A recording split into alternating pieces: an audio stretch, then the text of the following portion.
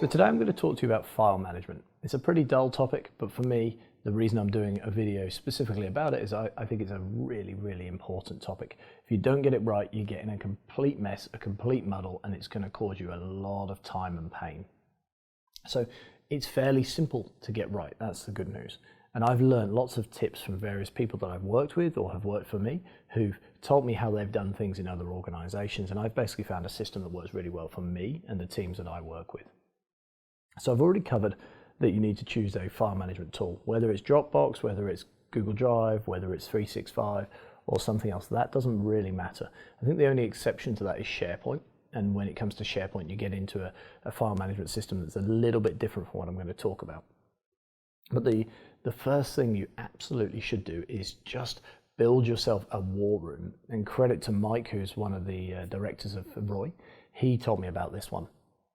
Now, previously I had a war room of my own, but I didn't know it was a war room. It was just what I built up over time, which is basically a hierarchical folder management system where I had the various different file types that I would need separated into the folders that were relevant to me. But because it was built organically, it was a little bit messy and not structured.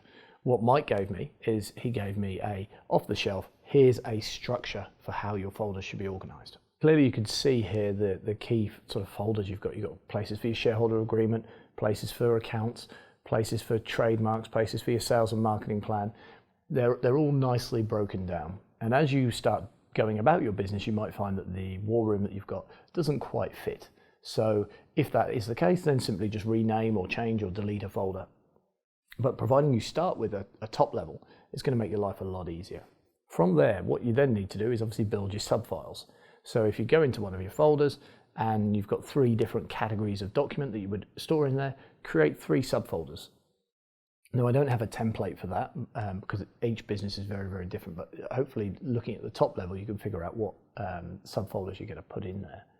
The next thing to take into account is your actual file management on a day-to-day basis. And if you're working with a team, you're going to encounter something called versions.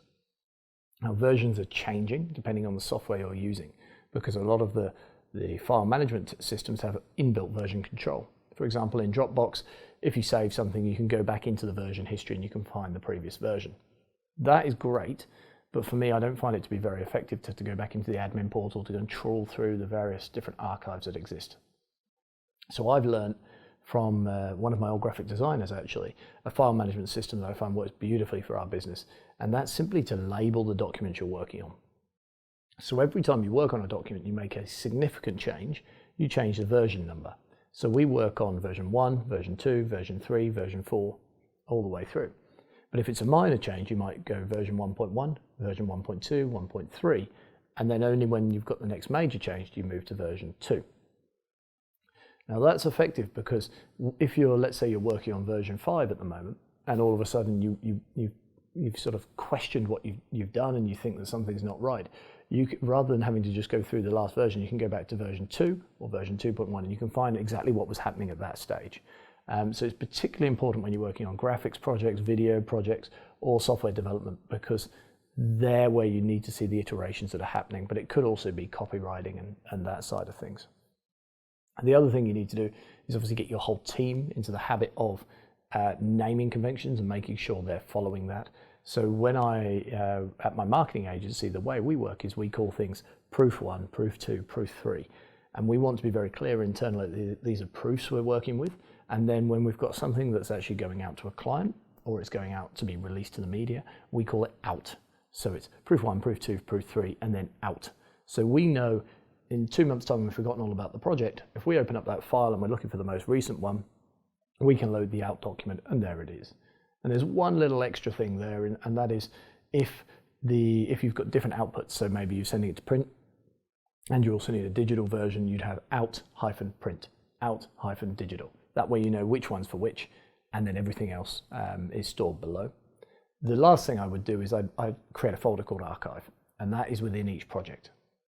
So the last thing you want is you want to be opening up your folder and seeing 25 different proof 1, proof 2, proof 3s all the way through. So every time you create a new version, just drag and drop the old version into your archive file, and that way it can sit there, you know it's in there, but it's not cluttering up your day-to-day. You should just open your folder and there is either the most recent proof you're working on or the out document or one of the versions of the out document, and it's there and nice and easily to find.